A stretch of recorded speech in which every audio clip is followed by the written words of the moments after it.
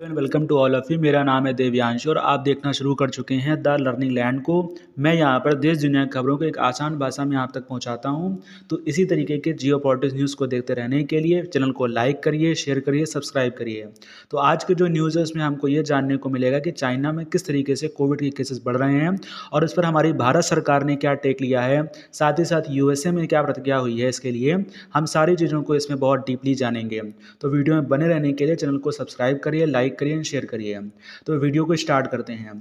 जैसा कि आप यहाँ पर देख पाओगे कि हमारी भारत सरकार ने सीधी ये बात बोल दी है कि अब समय आ चुका है कि जहाँ पर हमारे जो मास्क हैं उन्हें हम बियर करें और जो भी प्रिकॉशन डोजेस सरकार ने डिसाइड किए थे उन्हें हम प्रॉपरली लेना शुरू कर दें, क्योंकि हमारे हेल्थ मिनिस्टर ने साफ ये बात बोल दी है, Covid is not over yet. ये अलग अलग म्यूटेशंस में बार बार आता रहेगा।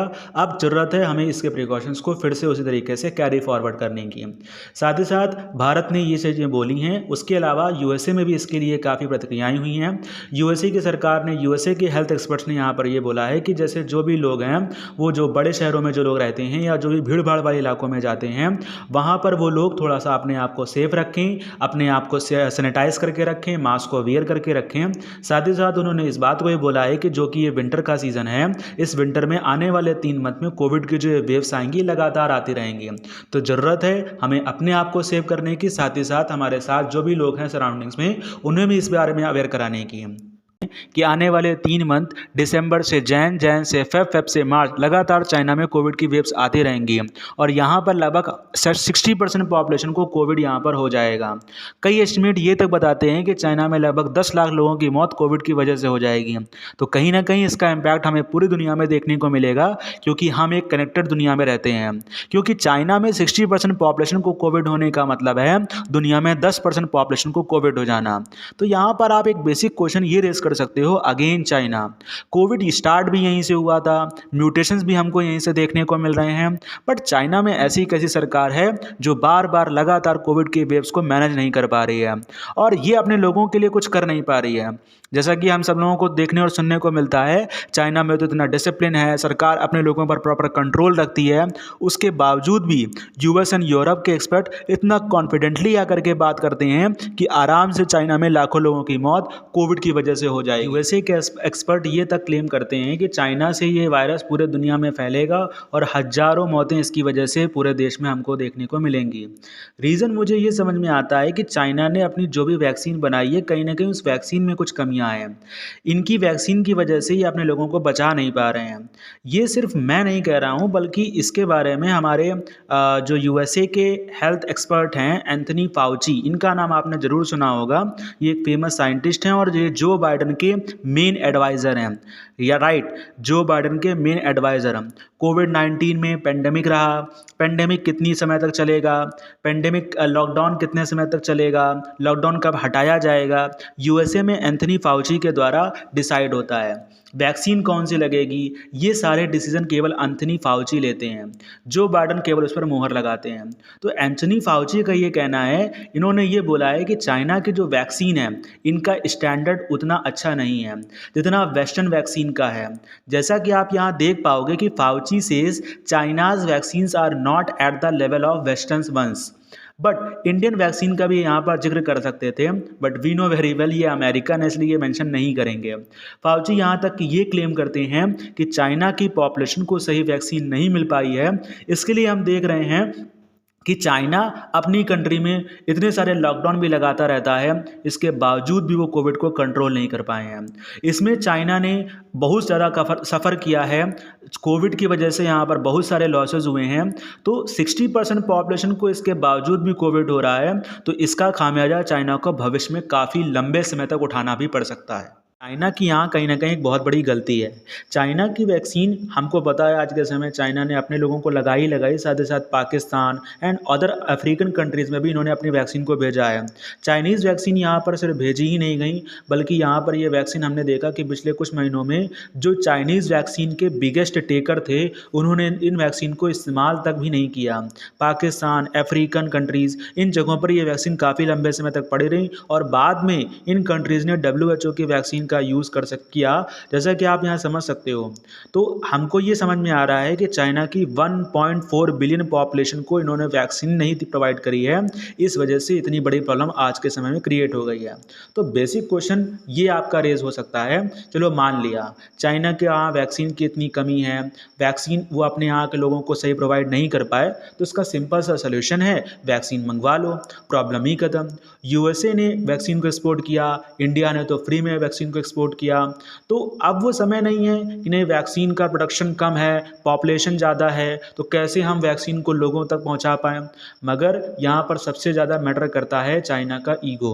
चाइना का नहीं कहूँगा, शी जिनपिंग का ईगो बोलूँगा। शी जिनपिंग दुनिया के सामने अपने आप को दिखाना चाहते हैं कि नहीं China is a medically super power, वो अपने यहाँ के लोगों को पैंडेमिक को कंट्रोल कर सकता है, अपनी खुद की वैक्सीन बना सकता है, लोगों को वैक्सीनेट कर सकता है। बल्कि शी जिनपिंग ये चाहते हैं चाइना खुद की अपनी वैक्सीन बनाए, अपने लोगों को लगातार कोविड की वैक्सीन को लगवाए, उनको कंट्रोल कर पाए। शी जिनपिंग इस बात को कभी भी एक्सेप्ट नहीं करेंगे कि हमारे यहाँ पर कि वो वेस्टर्न वैक्सीन को एक्सेप्ट करें। जैसा कि आप यहाँ देख पाओगे, China Xi Jinping unwilling to accept western covid vaccine. Xi Jinping जानते थे कि इतनी बड़ी आबादी को इतने सारे डोजेस देने के बाद चाइना अगर अपनी कंट्री में ये बोलता है कि अब आपके लिए नए डोजेस लगाए जाएंगे, तो सबको पता है कि शी जिनपिंग के ऊपर जनता किस तरीके का अग्रेशन दिखाती है। शी जिनपिंग की इमेज को चाइना में इतना बड़ा झटका लगता है कि हम सब सोच भी नहीं पाते हैं। तो पहले जो अब लोग इस पर ये बोल सकते थे कि आपने चाइना ने जो पहले में वैक्सीन लगाई फिर वो कैसी थी, क्या हमको मरने के लिए वैक्सीन लगवाई गई थी। तो शी जिनपिंग देखिए एट प्रेजेंट टाइम में बहुत बुरा फंस चुके हैं। इन्होंने चाइना में इतने सारे लॉकडाउन लगाए, लोगों ने सरकार के ऊपर इतने सारे प्रोटेस्ट किए, ये सारी चीज़ें चाइना में देखने को मिली हैं। चाइना का जो आज प्रेजेंट टाइम में जो लीडर है ना, हम ये कह सकते हैं वो एक विजनरी लीडर नहीं है, वो एक दूर की सोच नहीं रखता है। इसने केवल अपनी इमेज बचाने के लिए पूरे चाइना को एक खतरे की तरफ धकेल दिया है। अब इंडिया के केस की अगर हम बात करते हैं तो भारत सरकार काफ़ी हद तक इस पर कॉन्फिडेंट है।